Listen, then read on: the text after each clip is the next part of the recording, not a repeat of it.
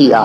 सुरुचि ने कहा, हे ध्रुव, मैं तुम्हारी माता नहीं, तुम्हारी माता ये बगल में खड़ी है, उनको प्रणाम करूं। ध्रुव ने कहा, आप भी मेरी माता है। आपने मुझे डांट दिया था, इसीलिए मैंने निश्चय किया था कि तपश्चर्या करूंगा। आपकी प्रेरणा चिरस्थायी रहेगी।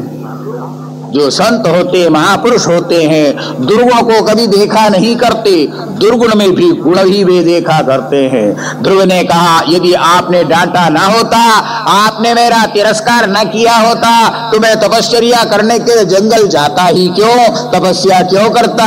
आपकी बहुत बड़ी कृपा है, इसलिए प्रथम मैं आपके चरणों में ही प्रणाम करूंगा। यूं कहकर सूर्य जी को प्रणाम किया। उसके बाद सुनीति के पास जो ही पहुंचे। जो घोर दुख में पड़ी हुई थी सुनीति, एक क्षण में भी उनकी व्यथा दूर हो गई। अपने पुत्र को गले से लगाकर ऐसा आनंद उन्होंने प्राप्त किया, पूरे जीवन में कभी भी उन्होंने इतना आनंद प्राप्त नहीं किया होगा। सबको विधिवत प्रणाम कर लिया। उसके बाद राजा ने हाथी पर ध्रुव को चढ़ाकर गाजे बाजे के साथ महल की ओर चलते हैं। रास्ते में लोग खड़े थे दर्शन करने के लिए, जय जयकार बोलते चले जा रहे थे, अभिवादन कर रहे थे, अभिनंदन कर रहे थे। और उस बीच में ही ध्रुव अपने महल में पहुंच जाते हैं और वहां पहुंचने के बाद समस्त शास्त्रों का अध्ययन कर सर्वशास्त्र पारंगत बन जाते हैं।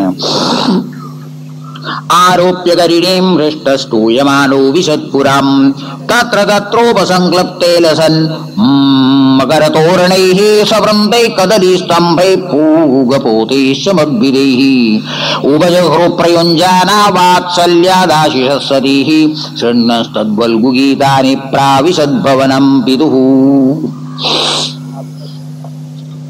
जब ध्रुव 20-25 वर्ष उम्र के हो गए, उत्तानपाद ने सोचा, मेरा पुत्र अब योग्य हो चुका है, वयस्क हो गया है, अब मेरा समय आ गया। तपश्चर्या करने के लिए मुझे पहले जाना चाहिए था जंगल, लेकिन यह काम पहले ही मेरे पुत्र ने कर लिया। भले कर लिया, लेकिन अब मेरा समय तो आ ही गया। सब छोड़कर मैं जंगल जाऊंगा और तपस्या करूंगा। वीक्षूढ़ वयसं तंच प्रकृतीनांच सम्मतम् अनुरक्त प्रजं राजा ध्रुवं चक्रे भुवपतिम् आत्मानंच प्रवयसम् आगदय्य विशाम्पति वनं विरक्त प्रातिष्ठत् विमर्शन्नात्मनुगतिम्। ध्रुव को राजगद्दी पर बैठा दिया और उसके बाद उत्तानपाद तपस्या करने के लिए स्वयं जंगल की ओर प्रस्थान करते हैं। प्रजापतिर्दुहितरं शिशुमारस्य वै ध्रुव उभये मे भृमिं नाम तत्सुधो कल्पवत्सरौ। प्रजापति अपने पुत्री को लेकर वहां पहुंच जाते और कहते हैं, ध्रुव तुम इसके साथ परिणय करो, विवाह करो। ध्रुव ने प्रजापति का आदेश स्वीकार कर लिया और भ्रमि के साथ विवाह किया और 2 पुत्र हो गए। एक का नाम कल्प और दूसरे का नाम वत्सर। उत्तम का विवाह हुआ नहीं था। एक बार वह जंगल में गया हुआ था शिकार के लिए।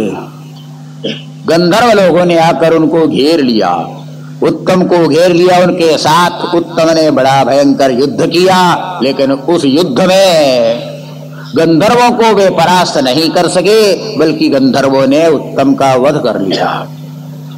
ध्रुव को जब यह पता लगा कि मेरे भाई का वध गंधर्वों ने किया, तो बदला लेने के लिए सैनिकों को साथ में लेकर ध्रुव पहुंच गए जंगल में, जहां पर हजारों लाखों गंधर्व थे। दद्वौ शंखं प्रसद्बाहुं खां दिशश्चानुनादयन् येनोद्विग्न दृशक्षत उपदीव्योऽत्र सन्पृशाम्। ध्रुव ने शंख बजाया, युद्ध के लिए आवाहन किया।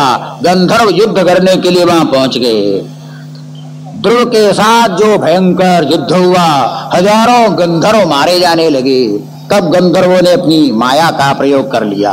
चारों ओर अंधेरा ही अंधेरा हो गया, कुछ देख नहीं रहा था। ऊपर से बाण वर्षा हो रही थी, जिसका प्रतिकार करना बड़ा कठिन होने लगा था।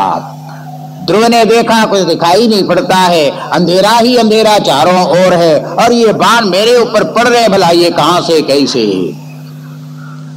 इतने में भगवान का स्मरण किया, स्मरण करते सुदर्शन चक्र वहां पर आ गया।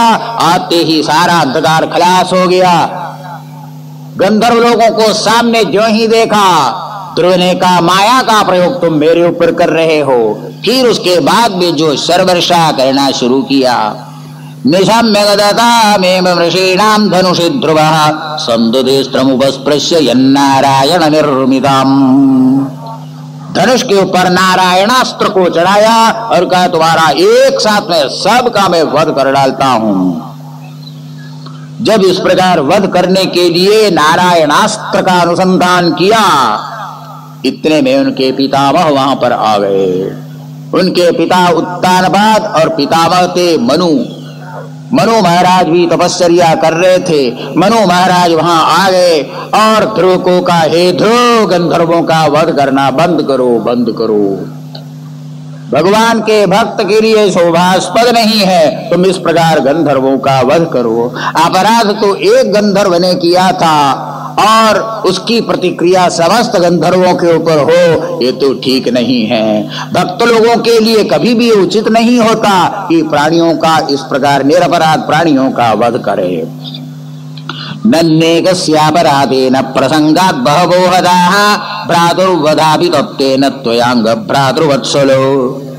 यह बात सही है कि तुम्हारे भाई का वध इन गंधर्वों ने किया था, लेकिन सब गंधर्वों को समाप्त करना नारायणास्त्र के द्वारा, हे ध्रुव ये उचित नहीं, तुम युद्ध से उपरत हो जाओ। जब इस प्रकार मनु महाराज ने कहा, तब ध्रुव ने अपने बाण को वापस ले लिया। जब ध्रुव इस प्रकार युद्ध से उपरत हुए, ध्रुवं निवृत्तं प्रतिबुद्ध्य वैशसादपेतवन्यं भगवान् धनेश्वर तत्रागतश्चारण यक्ष किन्नरैः संस्तूयमानोऽभ्यवदत्कृताञ्जलिम्। कुबेर स्वयं वहां पर उपस्थित हो जाते हैं यक्ष किन्नरों के साथ। कुबेर बोलने लगे कि हे ध्रुव, सचमुच में तुम ऊंचे वंश में उत्पन्न हुए हो। अगर तुम चाहते तो इस समय में समस्त गंधर्वों का सफाया कर सकते थे, पर तुमने दया कर लिया। तुम्हारी इस उदारता को देखकर मैं बहुत प्रसन्न हूँ। बोलो तुम्हें क्या वरदान चाहिए? धन की जरूरत हो तो बोलो, धन की वृष्टि में कर देता हूँ, मैं कुबेर हूँ। ध्रुव ने कहा मुझे धन की अभिलाषा नहीं है। एक गलती भगवान नारायण के सम्मुख मैंने पहले कर लिया था, अब दूसरी बार मैं गलती नहीं करूंगा। यदि आप वरदान ही देना चाहते हैं तो आप मुझे यही वरदान दीजिए कि भगवान के चरणों में अब मेरी भक्ति निरंतर दृढ़ हो। बस इतना ही मुझे वरदान चाहिए और कुछ नहीं चाहिए। तथास्तु कहकर कुबेर वहां से वापस चले जाते हैं। गंधर्व वध से उपरत होकर ध्रुव अपने राज्य में वापस आ जाते हैं। जब उनकी माता को अर्थात सुरुचि को यह मालूम पड़ा कि उत्तम का वध किया गंधर्वों ने, और ध्रुव ने बहुत सारे गंधर्वों का वध भी कर लिया, लेकिन उनके हृदय का जो ताप था इतना भयंकर हो गया था, उसी में सुरुचि समाप्त हो जाती। ध्रुव के राज में रुचि के लिए स्थान नहीं था, वहां तो नीति के लिए ही स्थान था। नीति के अनुसार, धर्म के अनुसार 36,000 वर्ष तक ध्रुव ने राज्य किया। प्रजा सभी प्रसन्न बनी रही। 37 वर्ष सहस्रम शशास क्षितिमंडलम भोगै पुण्यक्षयम कुर्वन्न भोगै रशुभक्षयाम। ध्रुव ने सोचा यह जो समृद्ध राज्य है, इनके उपभोग से मेरा पुण्य खलास हो जाए और दुख भोग कर मैं पाप को भी खलास कर दूं। इस प्रकार नैष्कर्म्य को मैं प्राप्त हो जाऊंगा। 36,000 वर्ष जहां पूरे हो गए, एक मिनट भी वहां पर ठहरना फिर ध्रुव को पसंद नहीं था। उसी समय वहां से अपने राज्य को छोड़कर अपने पुत्रों को सौंपकर बद्री नारायण के लिए वे प्रस्थान करते हैं, तपश्चर्या फिर से करें इस दृष्टि से। भूमंडलम जलधि मेघलमागलय्य कालोपसृष्टमयि सप्रययौ विशालाम तस्यां विशुद्धकर्ण शिव विगाह्य बुद्ध्वासनं जिदमरुन्मनसा हृदाक्ष स्थूले ददार भगवत् प्रतिरूप एतद्ध्यायस्तद् व्यवहितो व्यसृजत् समाधौ। विशाला में जाकर, बद्री विशाला में जाकर पूर्ववत फिर से समाधि लगाकर ध्रुव बैठ गए। भगवान का स्थूल स्वरूप चिंतन करते हुए परमार्थ स्वरूप तक वे पहुंच गए। तपश्चर्या कर रहे थे तो एक दिन देख रहे हैं कि ऊपर से विमान नीचे उतर के आ रहा है। बड़ा ही वो दिव्य विमान था, हजारों सूर्यों का तेज एक साथ में इस विमान में दिखाई दे रहा था। विमान आकर खड़ा हो गया। सुनंद और नंद दो पार्षद उसमें बैठे हुए थे। पार्षदों ने ध्रुव को कहा कि हे ध्रुव, तुम्हारे लिए भगवान नारायण ने ये विमान भेजा है, इस पर बैठो और तुम्हें उस दिव्य लोक में हम पहुंचाएंगे जहां आज तक कोई ऋषि महर्षि भी नहीं पहुंचे। भू भू राजन सुभद्रम ते वाचंदो वेद शृणु यः पंचवर्षस्तवसा भगवान देवम अति कृपत। 5 वर्ष उम्र में ही भगवान को आपने प्रसन्न कर लिया था और भगवान के वचन के अनुसार आपके मोक्ष का यह समय आ गया है। उठ खड़े हो गए, विमान के पास पहुंचे, लेकिन विमान पर चढ़ने के लिए सीढ़ी नहीं थी। विमान ऊंचा था। देखने लगे कैसे इस विमान में चढ़े। पार्षदों ने कहा विमान पर चढ़ो, लेकिन चढ़ने के लिए सीढ़ी नहीं थी। ध्रुव ने सोचा ये क्या कोई मस्करी तो नहीं, मैं कैसे चढ़ सकता हूं इसमें। मेरी अंदर कुछ न्यूनता जरूर होगी जिसकी परीक्षा के लिए ये लोग बोल रहे हैं कि विमान में चढ़ो। इतने में देखा एक विशाल पुरुष दौड़ता दौड़ता वहां पर आ गया और वहां पर बैठ गया विमान के पास। उस पुरुष ने कहा हे ध्रुव, चिंता ना करो, शंका ना करो, मन में कोई संशय मत रखो। विमान पर तुम चढ़ जाओ, पहले मेरे कंधे पर अपने पांव रखो, मेरे मस्तक पर पांव रख करके देखो कितना मेरा मस्तक ऊंचा है। यहाँ पर पांव रखकर तुम विमान के ऊपर चढ़ जाओ। ध्रुव को पहले संकोच होने लगा, किसी के माथे पर पांव रखकर चढ़ना ये कहां तक उचित हो सकता है। उस पुरुष ने कहा संकोच मत करो, मत करो, विलंब ना करो, जल्दी से तुम विमान में आरूढ़ हो जाओ।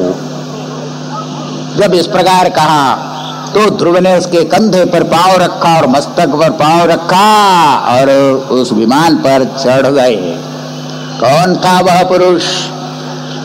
बोलते हैं यहाँ पर मैत्रेय जी, तदोत्तानपद पुत्रो ददर्शाम तदमागतम मृत्योर्मूर्ध्नि पदम दत्वा आरुरोहाद्भुतम गृहम्।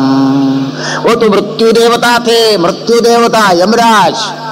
मृत्यु के मस्तक पर ध्रुव ने अपना पांव रखा था, मतलब मृत्यु को जीत लिया था उन्होंने।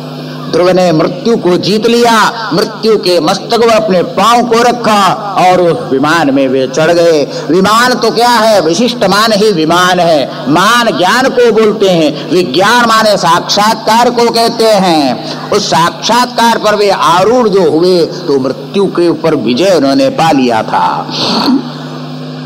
विमान ऊपर की ओर चढ़ता चला जा रहा था, ऊपर की ओर उड़ता चला जा रहा था। कुछ ही दूर जब विमान पहुंच गया, इतने में ध्रुव ने कहा अरे रोको रोको, विमान रोको। नंद और सुनंद सुन नहीं रहे थे, वे आगे विमान बढ़ाते जा रहे थे। ध्रुव ने कहा अरे तुम सुनते क्यों नहीं हो, ये विमान को रोकते क्यों नहीं हो, वापिस ले चलो इसको। नंद और सुनंद ने कहा क्यों क्यों वापिस ले चलेंगे, यह विमान आगे बढ़ता है तो पीछे को हटता नहीं है, ये आपको मालूम है कि नहीं, किस लिए वापिस जाना है। ध्रुव ने कहा तुम वापिस नहीं ले चलोगे तो इस विमान से मैं कूद पड़ूंगा और पृथ्वी पर फिर मैं जाऊंगा। नंद और सुनंद को लगा कि सचमुच में कूदेगा ऐसा दिखता है। वो लोग कारण तो बताओ, किस लिए कूदना चाहते हो, किस लिए वापिस ले जाना चाहते हो। ध्रुव ने कहा उस समय में हे पार्षदों, जिस माता की दया के कारण ही, उपदेश के कारण ही, मार्गदर्शन के कारण ही मैंने तपस्या की थी, भगवान का दर्शन मैंने किया था, उस माता को छोड़कर मैं न स्वर्ग में जा सकता और न किसी नित्य लोक में जा सकता हूँ। उस माता को छोड़कर मैं नहीं जाना चाहता, वापिस ले चलो मुझे, वापिस ले चलो। दोनों ने उस समय का नंद सुनंद ने कहा, हंसते हुए कहा, अरे ध्रुव, आपका विचार बड़ा ही उत्तम है। इस विमान की खिड़की से जरा ऊपर की ओर देखो तो सही। पहले ध्रुव ने जब ऊपर की ओर देखा, क्या देख रहे हैं? सुनीति दूसरे विमान में बैठी और आगे आगे जा रही थी। ध्रुव ने जब ये देखा तब उनके हृदय में बड़ी सांत्वना हुई, अरे मेरी माता तो पहले ही जा रही है। नंद और सुनंद ने कहा, जिस माता ने अपने कोख में ऐसे ज्ञानी तत्ववेता भक्त को ग्रहण किया है, रखा है, उस माता की दुर्गति कभी होती नहीं। वो माता तो आगे ही आगे रहेगी, आगे ही आगे जाएगी, उनकी सदगति हो चुकी है, बेफिक्र रहो। शांता समुद्र शुद्धा सर्वभूतानुरंजना व्यंजसाच्युत पदम अच्युत प्रिय बांधवाः इत्युत्तान पद पुत्रो ध्रुवः कृष्णपरायणः अभूत्रयाणां लोकानां चूड़ामणिरिवामलः। ध्रुव को लेकर वे उस स्थान पर पहुंचते हैं जो हमेशा एक रूप से रहता है। वह है ध्रुव तारा, जिसको कहते हैं। ध्रुव के चारों ओर 7 ऋषि परिक्रमा किया करते हैं, लेकिन ध्रुव नक्षत्र वो तो स्थिर रूप से रहता है। उस लोक में ध्रुव को पहुंचाया जहां पर कभी भी व्याधि नहीं, रोग नहीं, कष्ट नहीं, दुख नहीं, किसी प्रकार का ताप नहीं। आज भी ध्रुव वहां पर विराजमान है और भगवान के ध्यान करने में ही लगे हुए हैं। उसी ध्रुव के वंश में आगे बड़े बड़े राजा हो गए थे, महान पुरुष हो गए थे। मैत्रेय जी कहते हैं, ध्रुव की ये जो कथा है परम पवित्र है, पुण्य है। इसके श्रवण करने मात्र से ही मनुष्य पवित्र हो जाता है। कीति प्रचेतसो नाम कस्यापत्यानि सुव्रत कस्यान्न वाये प्रख्याता कुत्र वा सत्रमासद। विदुर जी ने प्रश्न किया, उनके वंश के बारे में भी मैं सुनना चाहता हूँ। प्रचेतस ये उनके वंश में हो गए थे, उनके बारे में भी मैं सुनना चाहता हूँ। मैत्रेय जी कहने लगे, ध्रुव का उत्कल नाम का पुत्र हुआ था। पिता के चले जाने के बाद में सार्वभौम राज्य को उन्होंने प्राप्त कर लिया था और उस वंश में बड़े बड़े महान वीर राजा हो गए, वत्सर हो गए, पुष्पार्ण हो गए और प्रदोष हो गए, दुष्ट हो गए, पुरु कुत्स आदि हो गए, उल्मुख हुए। और उसी वंश में आगे अंग नाम का एक राजा हुआ था। अंगम सुमनसं ख्यातिं क्रतुम अंगिरसं गयं सुनीतांगस्य या पत्नी सुषुवेवेन मुल्बणम्। राजा अंग समस्त वेद वेदांत के पारंगत थे। उनकी पत्नी का नाम सुनीता था, लेकिन वह असुर वंश में पैदा हुई थी, इसलिए उसको जो लड़का हो गया था वेन उसका नाम था। बड़ा ही दुराचारी निकल पड़ा वो तो। बड़े ही पवित्र वंश में पैदा हुआ था, लेकिन मातृवंश दूषित होने के कारण, असुर वंश होने के कारण वेन की बुद्धि खराब थी। बचपन में ही उत्पात करना उसने शुरू कर दिया था। बच्चों के साथ खेलते समय में कुएं के पास बच्चों को ले जाए और कहे, देखो इसके अंदर पानी है कि नहीं है। अब देखने लग जा तो धक्का देकर कुएं में गिरा दे। ऐसा ऐसा काम उसने करना शुरू कर दिया था। इससे अंग को बड़ा ही दुख हुआ। अरे मेरे वंश में ये कैसा हो गया है, ऐसा दुष्ट, इस प्रकार के दुष्ट प्रजा कैसे हमारे वंश में उत्पन्न हो गई। तस्य शील निधे साधुर ब्रह्मण्यस्य महात्मनः राज्ञ कथम अभूदृष्टा प्रजा यद विमनाययौ। उसका उत्पाद उत्तरोत्तर जब बढ़ता गया, राजा अंग से रहा नहीं गया। अंत में एक दिन रात को 12 बजे उठकर सब राज्य को छोड़कर, श्री को छोड़कर, महल छोड़कर वो जंगल की ओर चल पड़े और जंगल में जाके तपश्चर्या करने लगे। सोचने लगे ये पाप मेरे से नहीं देखा जा सकता। राजा के जाने के बाद फिर सोचा कि राज्य भला कौन चलाएगा। सब ऋषि महर्षि एकत्रित हो गए। अंग के चले जाने के बाद में ऋषि महर्षि सब लोगों ने मिलकर पुत्र वेन को ही राजगद्दी पर बैठा दिया, क्योंकि उस समय में लुटेरे चोर सब बहुत ज्यादा हो चुके थे। राजा ही उन सब से रक्षा किया करते थे। राजा के बिना अराजकता फैल जाती है, इसलिए वेन को राजगद्दी पर बिठा दिया। राजगद्दी पर बैठना था और ज्यादा उद्यत हो गया। वेन ने कहा, अरे ऋषियों महर्षियों ब्राह्मणों, जानते हो राजा कौन होता है? राजा के अंदर समस्त देवता विद्यमान होते हैं। तुम्हें यज्ञ करना, दान तप करना है तो मेरे लिए यज्ञ किया करो, मुझे नमस्कार कर लिया करो। समस्त देवता मुझ में विराजमान है, मैं ही भगवान हूँ, मुझसे अलग कौन भगवान भला संसार में। बालिशा पतयूयम्बा अधर्मे धर्म मानिना ये वृत्ति दंपतिम भित्वा चारम पतिमुपासते को यज्ञ पुरुषो नाम यत्र वो भक्तिरीदृशी। इस प्रकार वेन ने जब हुक्म निकाला, आज से यज्ञ याग जो भी कुछ करना है मेरे निमित्त कर लिया करो, प्रणाम करना है तो मुझे कर लिया करो, मेरे से अतिरिक्त कोई परमात्मा नहीं। ऋषियों ने देखा इस प्रकार तो पूरा धर्म चौपट हो जाएगा। ऋषियों को कुछ क्रोध आ गया। उस समय में ऋषियों ने बड़े जोर से हुंकार जब किया, उस हुंकार का प्रभाव था निष्प्राण होकर वेन गिर गया था और कुछ उनको करना नहीं पड़ा था। वेन मर गया। जो उनकी माता थी सुनीता, उन्होंने देखा अब मेरा पुत्र खत्म हो गया है, राज्य की रक्षा कौन करेगा? तैलद्रोणी ने उसका शरीर रखा। कुछ ही दिनों के अंदर क्या देखते ऋषि महर्षि चोर डाकुओं ने आक्रमण कर लिया है राज्य पर। जहां तहां चोरी हो रही है, डकैती हो रही है, प्रजा त्राही त्राही करने लगी थी।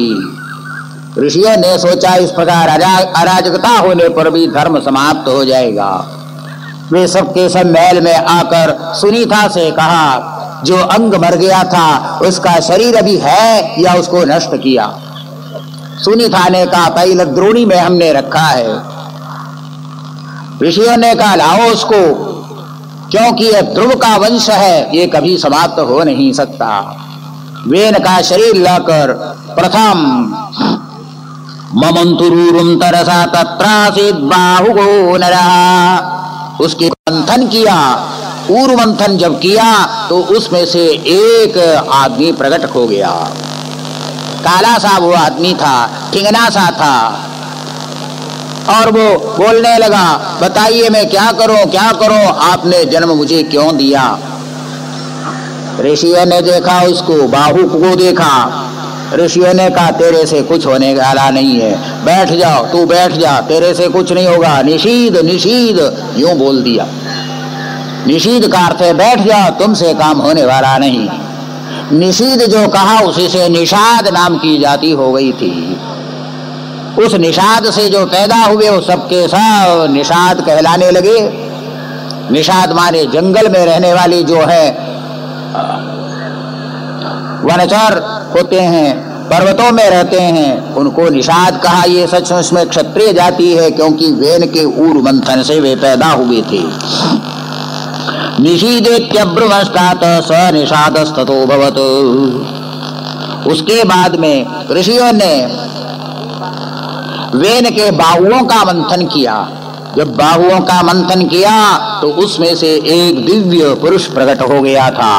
उसी का नाम पृथु हो गया था, राजा पृथु। पृथु को कहते हैं कि यह साक्षात भगवान के ही अवतार रूप थे। पृथुर्नाम महाराजो भविष्यति पृथुश्रवाः इयञ्च सुदती देवी गुणभूषण भूषणा अर्चर्नाम वरारोहा पृथुमेव अवरुन्धति। राजा पृथु का जन्म हो गया तो सभी प्रजा आकर उनके सामने रुदन करने लगी। प्रजा कहने लगी, अन्न के बिना हम त्रस्त हो रहे हैं, हमारी रक्षा करो, हमें अन्न दो। राज्याभिषेक पृथु का किया गया था तो उससे प्रजा ने आकर इस प्रकार जब प्रार्थना की, पृथु ने सोचा कि इस पृथ्वी पर इतना अन्न होता रहा लेकिन आज वो सब अन्न गया कहां? ये प्रजा क्यों मर रही है अन्न के बिना? क्या कारण है? कुछ समझ में नहीं आ रहा था। उसी समय पृथु ने अपने हाथ में धनुष लेकर पृथ्वी के ऊपर ही प्रहार करने के लिए बाण चढ़ाया। इतने में देखते हैं पृथ्वी देवी जो साक्षात है गो रूप धारण करके भागने लगी रक्षा के लिए। हे राजन मुझे मत मारो कहकर वो भागने लगी। लेकिन राजा ने कहा उस समय में तूने ही सब अन्न को खा लिया, ग्रस लिया है, तेरा मैं वध करूंगा इस समय। वो भागती जा रही है लेकिन राजा पृथु का बाण भी पीछा कर रहा है। पूरी पृथ्वी पर देवलोक पर घूम घाम कर अंत में वह गाय पृथु के पास आकर रुदन करने लगी, हे राजन निरपराध मेरा वध ना करो, ये बड़ा भारी अधर्म हो जाएगा। राजा पृथु ने कहा तुमने पूरा अन्न क्यों ग्रस लिया? इस पृथ्वी पर बहुत अन्न होता था, वो सब कहां गायब हो गया? गोरूपधारिणी पृथ्वी देवी ने कहा मैंने ग्रसा नहीं, लेकिन तुम्हारे यहाँ पर बड़ा भारी अधर्म होने लगा था जिसके कारण ही अन्न की कमी हो गई है। हे राजन मेरा वध करो तो उससे तुम्हें कोई लाभ नहीं होगा। मैं तुम्हारे लिए यही बताती हूँ, गोरूप धारण मैंने किया ही, बछड़े को तैयार करो और दो करके सब कुछ तुम प्राप्त कर सकते हो। ये पृथ्वी वसुंधरा है, मैं वसुंधरा हूँ। वसु का अर्थ है समस्त धन मेरे अंदर विद्यमान है। दो कर लेने वाला चाहिए तो सब कुछ यहाँ पर प्राप्त हो सकता है।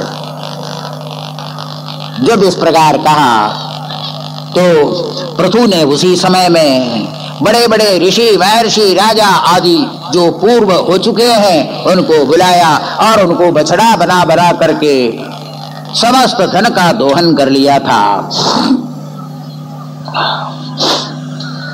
सर्वदस्सारमादत्ते यथा मधुगरो बुधा अस्मिन् लोके अथवामुष्मिन् मुनिभिस्तत्त्वदर्शिभिः पुरा सृष्टा ह्योषधयो ब्रह्मणाया विशाम्पति वत्सं कल्पय मे वीर्येनाहं वत्सला तव। पृथ्वी ने कहा बछड़ों से तुम सब कुछ प्राप्त कर लो और पृथ्वी को समतल बना लो जिससे खेती हो सके, अनाज पैदा किया जा सके। सब कुछ इस पृथ्वी से तुम प्राप्त, मुझसे तुम प्राप्त कर सकते हो। यदि प्रियम हिदं वाक्यम भुव आदाय भूपति वत्संगृत्वा मनुं पाणौ अदुह सकलौषधि। अपने वंश के प्रथम प्रवर्तक मनु को ही बछड़ा बना करके हर प्रकार के औषधियों को, अन्नों को उन्होंने धोकर इस पृथ्वी से ले लिया था। और ऋषियों ने बृहस्पति को बछड़ा बना करके समस्त वेदों को यहीं से प्रकट कर लिया था। दैत्यों ने प्रहलाद को बछड़ा बना करके सुरासुर को यहाँ प्राप्त कर लिया था। सिद्धों ने कपिल को बछड़ा बना करके समस्त सिद्धियों को प्राप्त कर लिया था। इसी प्रकार तक्षक आदि नागों ने तक्षक को बछड़ा बना करके विष को भी यहाँ पैदा कर लिया था।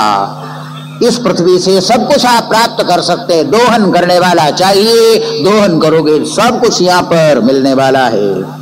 पृथ्वी से सब दोहन कर निकाल लिया, उसके बाद में समस्त प्रजा सुखी हो गई। अथा दीक्षित राजा तो हयमेधशतेन सह ब्रह्मावर्ते मनुक्षेत्रे यत्र प्राची सरस्वती। पृथ्वी को उन्होंने समतल बना दिया, खेती करने लायक बना दिया। उस पृथु के नाम से ही इसका दूसरा नाम पृथ्वी पड़ा। पहले भूमि कहते थे, भू कहते थे, भूर्भूमि रचलानंता, धरा विश्वम्भरा स्थिरा, ये सब इनका नाम था। एक नया नाम इसको प्राप्त हो गया पृथ्वी। पृथु के नाम से पृथ्वी नाम आज तक फिर प्रसिद्ध रहा। उसके बाद राजा पृथु ने सोचा अब मेरा कर्तव्य पूरा हो गया है, जिसके निमित्त में आया था वो काम मैंने कर लिया है, अब मैं तपश्चर्या करूंगा। प्रथम उन्होंने नारायण श्री भजमन नारायण नारायण नारायण भजमन नारायण श्रीमन्नारायण नारायण नारायण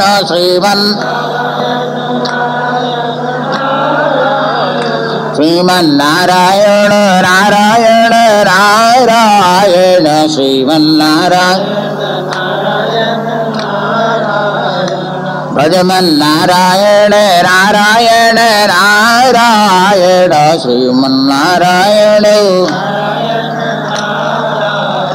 श्रीमन्नारायण नारायण नारायण श्रीमन्नारायण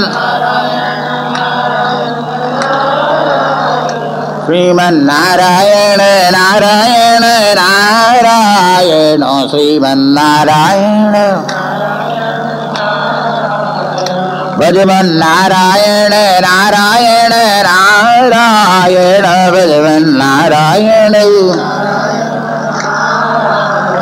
श्रीमन्नारायण नारायण नारायण श्रीमन्नारायण नारायण श्रीमन्नारायण नारायण नारायण श्रीमन्नारायण नारायण नारायण भजमन्नारायण नारायण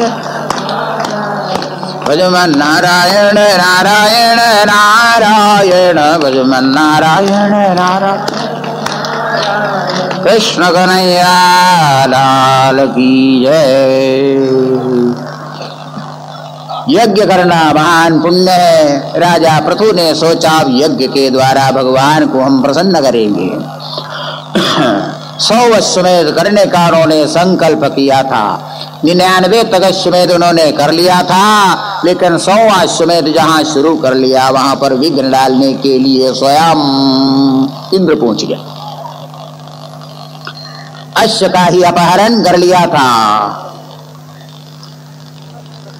जब ऋषियों ने बतला दिया कि देखो देखो वो अश्व का अपहरण करते हुए जा रहा है, तो राजा ने सोचा इसके ऊपर मैं बाण मारूंगा और उसको मार गिराऊंगा। लेकिन ऋषियों ने कहा जो दीक्षित होता यज्ञ दीक्षित वो अस्त्र शस्त्र का धारण नहीं करता। वीरश्चास्योपादाय पितृयज्ञमथा वजत् तदवद्यं हरे रूपम जगुर्ज्ञान दुर्बला। अंत में वहां साक्षात ब्रह्मा जी ने आकर समाधान कर देते हैं। अंतिम अश्वमेध होता नहीं। राजा को यही ब्रह्मा जी ने कहा, अरे जो भगवान के भक्त होते उनको इंद्र पदवी से क्या लेना देना है। अवश्य ही ये यज्ञ आप पूरा कर सकते हैं और इंद्र पदवी भी पा सकते हैं, लेकिन ये इंद्र पदवी भी नश्वर है। उस नाशवान पद को प्राप्त होकर वापस फिर आपको इस संसार में आना पड़ेगा। राजा ने कहा अब मैं इसको नहीं, और हमारे लिए जो भी उचित हो सो आप बताएंगे। ब्रह्मा जी ने कहा थोड़े दिन के अंदर ही आपके यहाँ पर बड़े बड़े ऋषि महर्षि आ जाएंगे और उन ऋषियों के सत्संग से आप परम गति को प्राप्त हो जाएंगे। ब्रह्मा जी चले जाते हैं। राजा उसके बाद में संतों के आगमन की प्रतीक्षा करते हुए बैठे हैं। जनेषु प्रगरणत्वेवं पृथुं पृथुल विक्रमं तत्रो जगद्गुरुमुनयश्चत्वार सूर्यवर्चसा।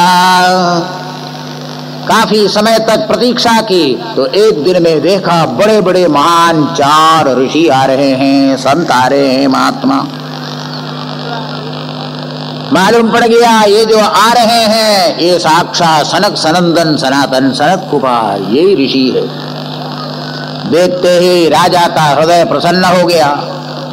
आए हुए उनका बड़ा सत्कार किया, ऊंचे आसन पर उनको बिठा दिया, चरण धोकर चरणोदक अपने मस्तक पर धारण किया।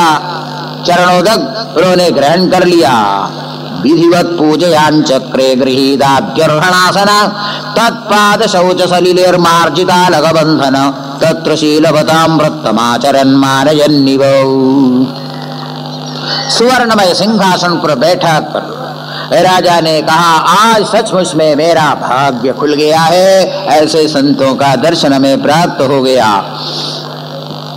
अब तो मुझे कोई संशय नहीं रहा कि मेरा उद्धार होगा कि नहीं होगा। संतों का दर्शन हुआ तो ये निश्चय कर लिया जाना चाहिए अब मेरा उद्धार निश्चित रूप से होगा।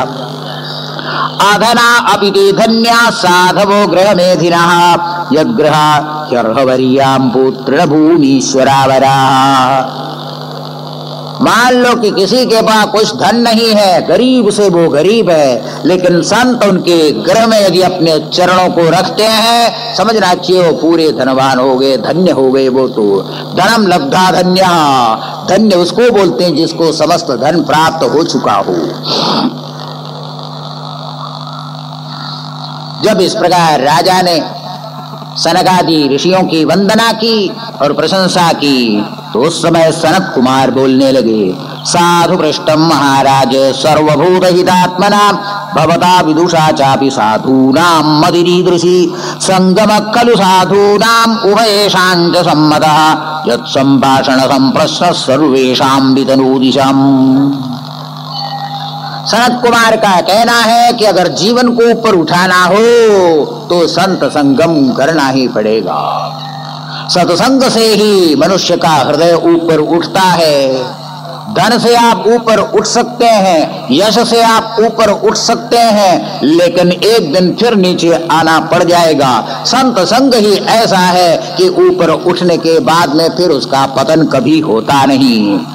उन संतों के साथ संभाषण करो, प्रश्न करो और मन में कोई संशय है तो उसे दूर करो। अस्त्येव राजन् भगतो वधुद्विष पदारविन्दस्य गुणानुवादने हृदिर्दुरापा विधुनोति दैष्ठिके कामं कृशायं मलमन्तरात्मनः। यह जो हृदय है अनादि काल से इसके ऊपर मैल चढ़ा हुआ है, थोड़े रगड़ने से कुछ नहीं होगा, बर्तन काला हो चुका है। इसको साफ करने के लिए संतों का आशीर्वाद रूपी औषध लगाना होगा, उसके बिना यह हृदय शुद्ध नहीं हो पाएगा। शास्त्रेषु यानेव सुनिश्चितो नृणां क्षेमस्य सदृग्विमृशेषु हेतु असंग आत्मव्यतिरिक्त आत्मनि दृढ़ारतिर्ब्रह्मणि निर्गुणे च सा। सनत कुमार जी कहने लगे कि हे राजन, सबसे प्रथम आपको इस अनित्य पदार्थों से अपनी आसक्ति को हटाना होगा और फिर उस परब्रह्म परमात्मा जो नित्य शुद्ध बुद्ध स्वभाव है, आनंदी रस है, उसमें अपना प्रेम लगाना होगा, अपनी रति उसी में करनी पड़ेगी। सा श्रद्धया भगवद्धर्मचर्यया जिज्ञासयाध्यात्मिक योग निष्ठया योगेश्वरोपासनया नित्यं पुण्यश्रवत् कथया पुण्यया च। लेकिन यह सब तभी संभव है आपके हृदय में पूर्ण श्रद्धा हो।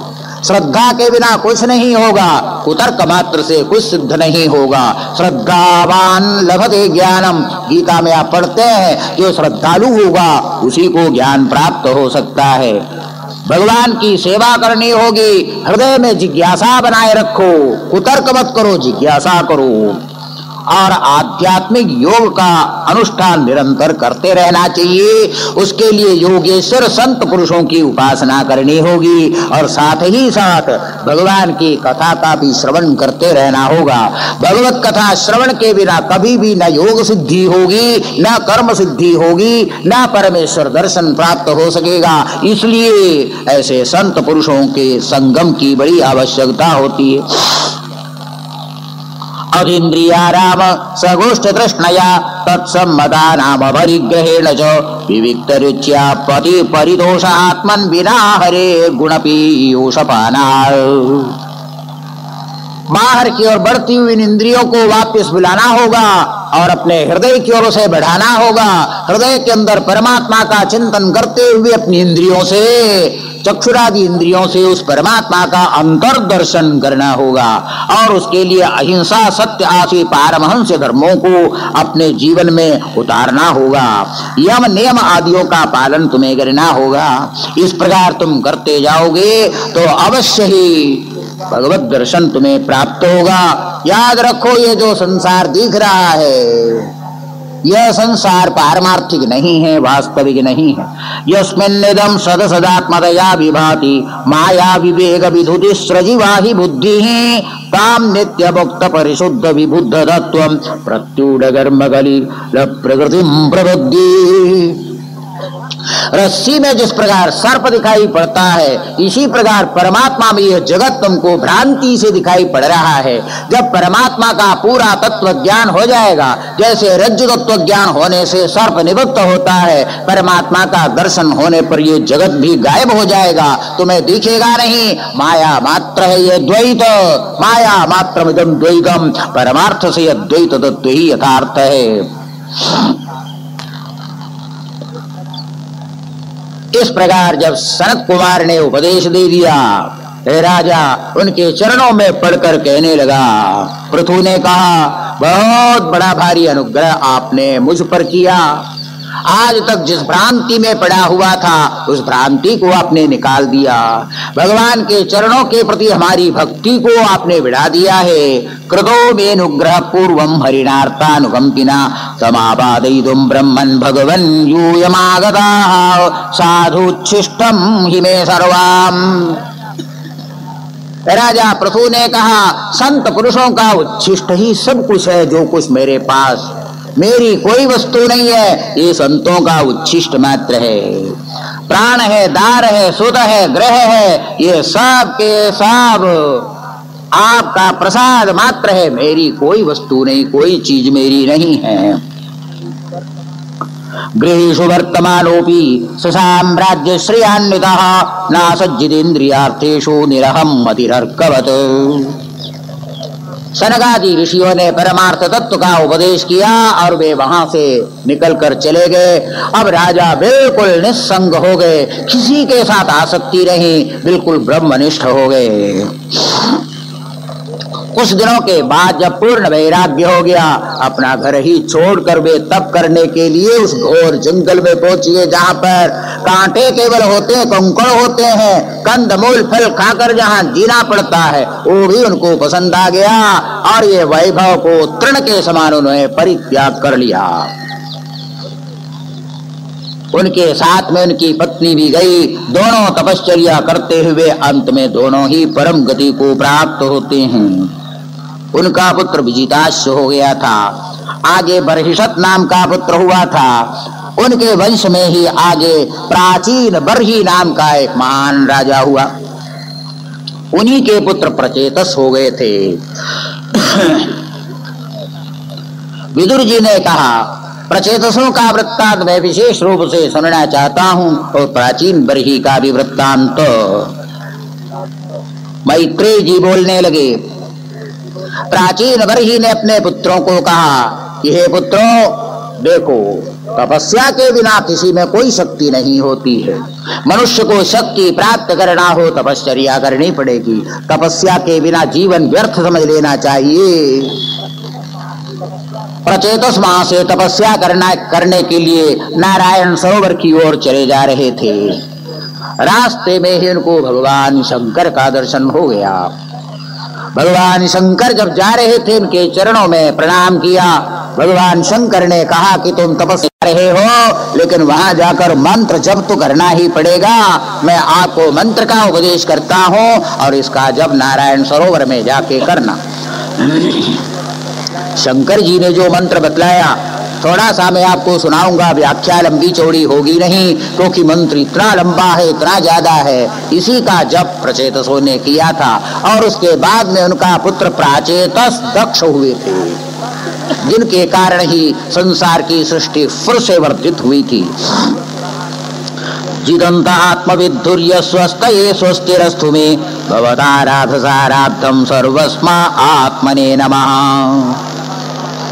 जहाँ नमा नमा आ जाएगा, आप भी प्रणाम कर लो, उससे अधिक मैं व्याख्या नहीं करूंगा। मंत्र बोलता जाऊंगा, लंबा मंत्र है, नमा नमा बीच में आएगा।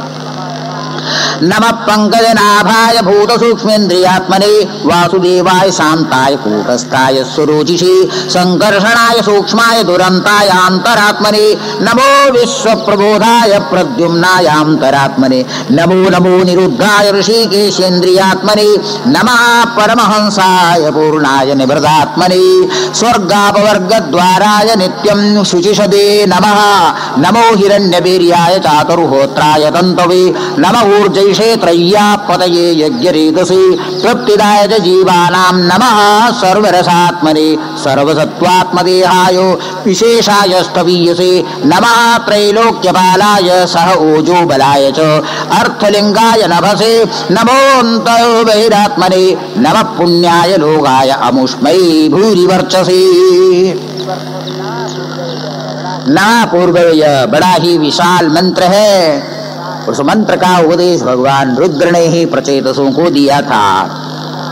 क्षणार्धेना विदुलयेन स्वर्गम न पुनर्भवम भगवत संगी संगस्य मर्त्यानां किमुताशिषः।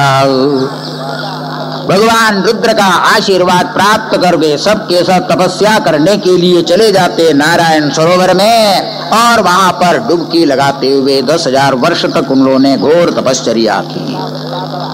इनका वृत्तांत आगे बतलाएंगे। उनके पिता की बात बीच में आ जाती है। वो बोलने लगते हैं, प्राचीन बर्हिषं क्षत्त कर्म स्वासक्त मानसम नारदोध्यात्म तत्वज्ञ कृपालु प्रत्यबोधयत। प्राचीन बर्ही उनके पिता का नाम था। ध्रुव के वंश में, अंग के वंश में, पृथु के वंश में वे पैदा हुए थे। बड़े कर्मकांडी थे।